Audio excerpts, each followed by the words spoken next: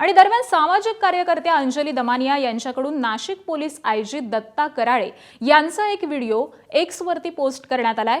भोंदूबाबा अशोक खरातच्या कार्यक्रमामध्ये आयजी दत्ता कराळे का गेला असा सवाल त्यांनी उपस्थित केलाय।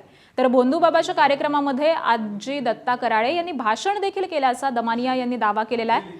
दत्ता कराळे आणि भोंदूबाबा अशोक खरात यांच्यामध्ये 18 कॉल असल्याचा अंजली दमानिया यांनी दावा केलाय। त्यामुळे नाशिकचे पोलीस आयजी दत्ता कराळे यांच्या चौकशीची मागणी देखील आता अंजली दमानिया यांच्याकडून करण्यात आली आहे।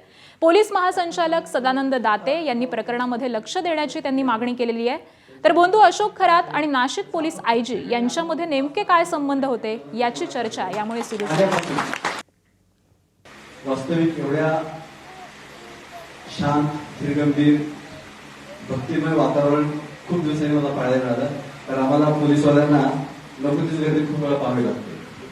पण अतिशय भरलेली, खऱ्या अर्थाने सरांनी सांगितलं, अतिशय भरलेली भक्तिमयानं प्रेमानं श्रद्धेनं भरलेली एक वेगळ्या वातावरणाची अतिशय आपण त्या सर्व ठिकाणी जमला। गुरुपौर्णिमेच्या मी आपल्या सर्वांना खूप खूप शुभेच्छा देतो।